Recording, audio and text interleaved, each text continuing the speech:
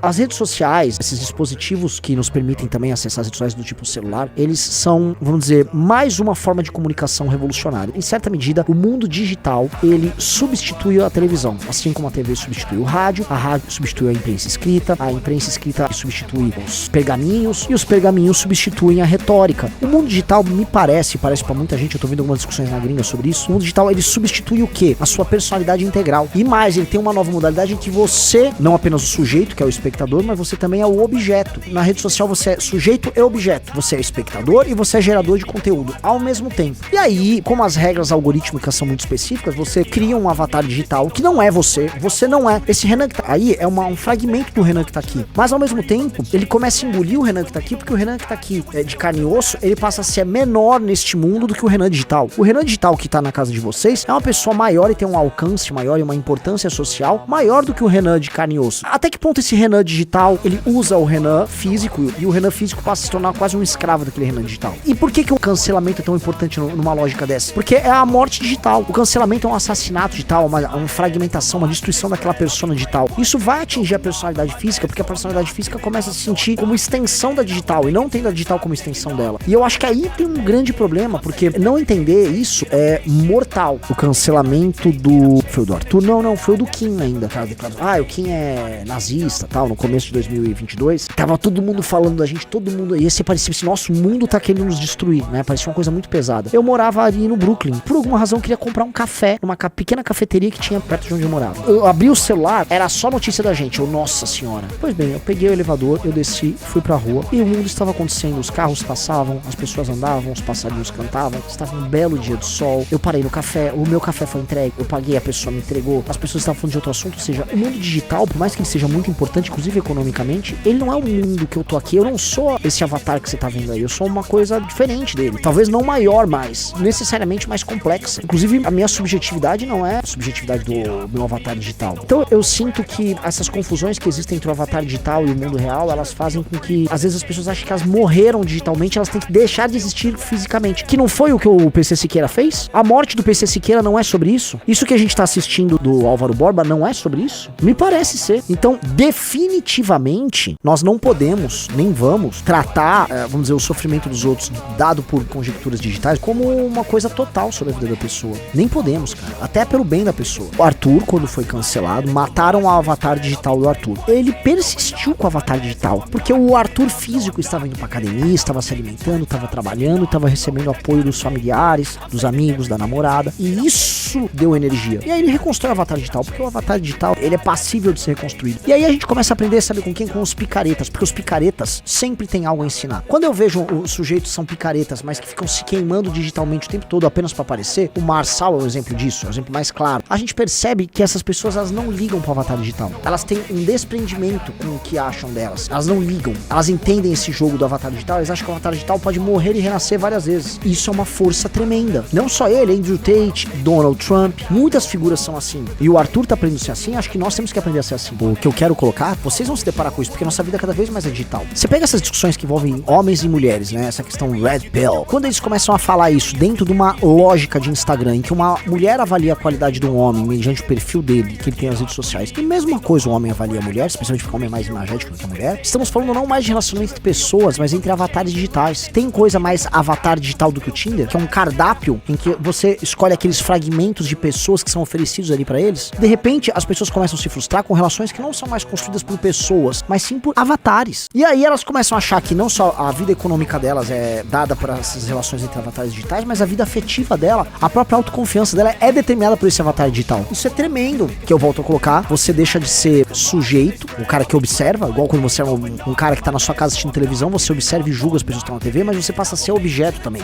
E lidar com o elemento sou um objeto, isto é em si muito perigoso. Não à toa, o Jonathan Haidt tem um belíssimo livro sobre isso, e eu apoio a tese dele de que jovens não podem ter redes sociais. Jovens não podem ter redes sociais. Quando tô falando de jovens, tô falando assim, até os 16 anos. Ele tem estudos que mostram incidência de ansiedade e depressão. Imagina você uma menina, em geral as meninas desenvolvem o corpo delas ali entre os 11 a seus 17 anos. Tipo, os meninos, o período de transição da puberdade é um período dramático, e o corpo altera, a voz altera, espinha, cresce, fica meio troncho, desengonçado e tal. Pras meninas, nascem seios, elas menstruam, elas viram um outro ser ali. Esse período todo, essa transição toda é uma transição muito difícil. Imagina elas com seus avatares digitais se tornando objeto, alvo de julgamento alheio, se comparando às outras, não apenas no ambiente em que as pessoas estão fisicamente próximas umas das outras, em que nós fomos biologicamente adaptados ao longo da história da evolução a lidar com o julgamento alheio aqui, a pessoa que tá perto de você, a pessoa que tá respirando, você vê, você sente o cheiro da pessoa ali, então você...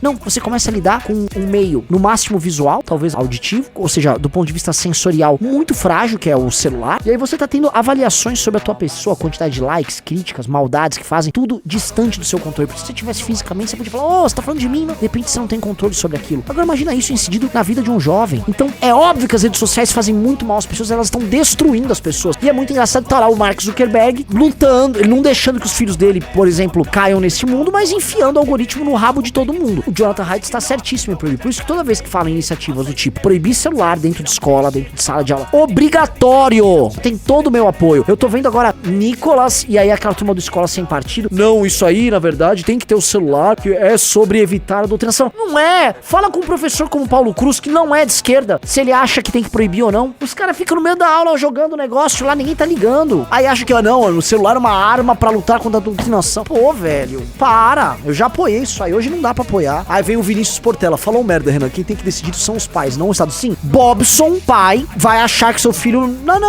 vou tomar uma decisão. Vocês, vou colocar aqui, essas crenças conservadoras, eu preciso colocar crenças conservadoras, achando que as famílias, elas têm uma autonomia, uma grande capacidade de reflexão sobre esses problemas que incidem sobre elas, problemas super complexos, que elas na verdade são vítimas em grande parte do tempo. Basta ver como as pessoas reagem a redes sociais, a coaches, a algoritmos, a pastores picaretas, todas essas coisas, que elas vão tomar essas decisões. Não, a família tem um espaço de decisão dela aqui. Vocês não estão entendendo onde vocês moram. Vocês não estão entendendo, vocês moram no Brasil. Vocês não são uma família americana lá na Pensilvânia. Vocês não são, porra. A maior parte das famílias no Brasil sequer são famílias com pai, mãe e filhos. Em geral são arranjos desconstruídos. Ah não, a família... Você tem uma imagem, essa imagem idílica da família brasileira, como se fosse aquele programa Grande Família. Não é assim, cara. E aí, certas coisas, o Estado tem que atuar assim. Ou você vai deixar a sua população completamente à mercê disso. Como tá à mercê dos tigrinhos, dos cassinos lá, e tem que proibir. É a mesma coisa falar, ué, mas a pessoa tem a liberdade de usar? Não, certas coisas não dá pra ter a liberdade de usar. Certas coisas a pessoa não tem a capacidade cognitiva de usar as liberdades dela.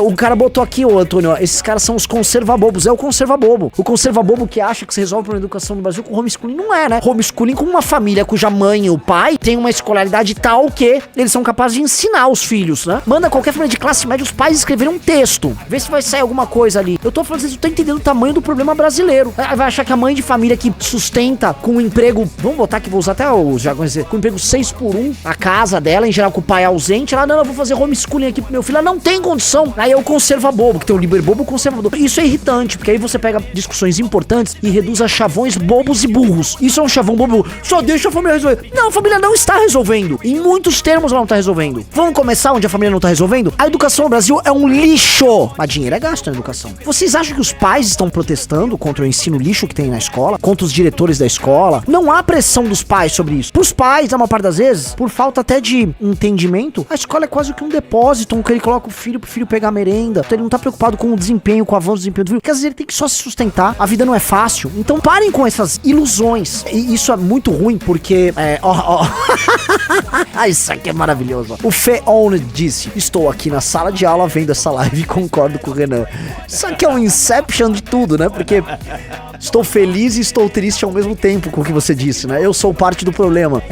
E, pô, não entre no conserva-bobo, no liber-bobo. Não entre porque, pelo amor de Deus, cara, é negar as premissas do problema brasileiro. Um povo que vende o voto pro político, fica sem saneamento básico, vai tomar decisões pedagógicas sobre o filho. É cada coisa. Por isso que, assim, quando vem essas pessoas botando esse besteirol no chat, pare! Bota a mão na cabeça de ficar escrevendo isso. E é muito louco, porque, assim, celulares, redes sociais, a internet como um todo, é um depósito de conhecimento também. Se for no meu YouTube, as coisas que eu assisto, né? A quantidade de documentários, de história, de temas específicos, crípticos de história que eu acho no YouTube, a quantidade de materiais, PDFs, livros, é tão grande. Podcasts, o Spotify. Tipo assim, se eu quiser entender a briga dos generais helênicos que andavam com Alexandre e começaram a ir pra guerra, a guerra dos Jadokoi lá, não sei o que. Pelo amor de Deus, é material a dar com pau. A internet tem tudo. Eu vou no Kings and Generals, eu vou, assim, vídeos e mais vídeos. Então, se a internet pode aumentar aumentar teu conhecimento, eu posso estudar filosofia. Não tô nem falando de comprar curso, estudar. Agora as pessoas não fazem isso. As pessoas estão lá falando de sexo, falando besteira, fazendo piada, jogando o joguinho do tigrinho. As pessoas fazem um uso delas, né, cara? Então não é que a internet não é uma ferramenta emancipatória e que pode ser usada pra fazer com que as pessoas adquiram conhecimento e mudem a vida delas. Ela pode, como quase tudo na vida. Quase todas as cidades no Brasil tem uma biblioteca pública. Se você for agora numa biblioteca pública, numa cidade média do Brasil, não haverá ninguém lá dentro. E não é só um problema brasileiro, isso aqui é um problema global, mas é um problema especialmente agravado aqui no Brasil. Voltando, eu estava falando do impacto que a criação das identidades digitais tem sobre os jovens, né? Então você tem na geração Z e inclusive na geração Alpha agora, esse impacto das redes sociais de maneira muito nítida. Existem mães profundamente narcisistas que nas suas redes sociais utilizam os filhos para ficarem aparecendo. Os filhos já começam a se tornar avatar desde criancinha, com 4, 5, 6, 7, 8, 9, 10 anos. Isso é perigoso. O princípio da prudência, se você quiser ser conservador, diz que assim, tudo que é muito novo e surge, você tem que ver com certa precaução, certo? Agora é muito louco, porque surgem tecnologias e vocês,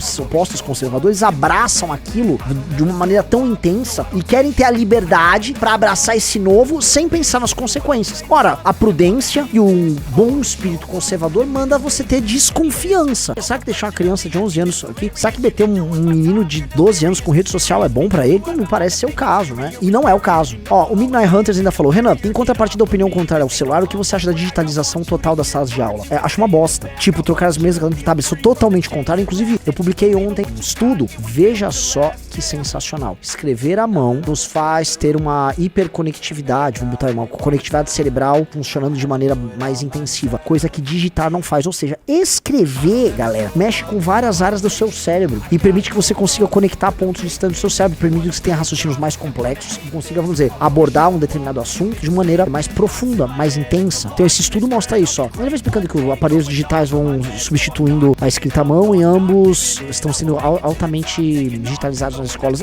Que é um fenômeno que tá acontecendo, tá? Vários lugares do mundo gostam de falar que as coisas estão indo bem porque, nossa, essa sala de aula, a lousa é digital, todo mundo usa tablet, isso não é bom. Se eu não me engano, dá pra procurar no Google, a Finlândia substituiu novamente os aparelhos digitais por escrever à mão. Essa substituição, ela é bem-vinda porque ela entende que essas funções cognitivas são importantes ser executadas à mão. E por que eu sei disso?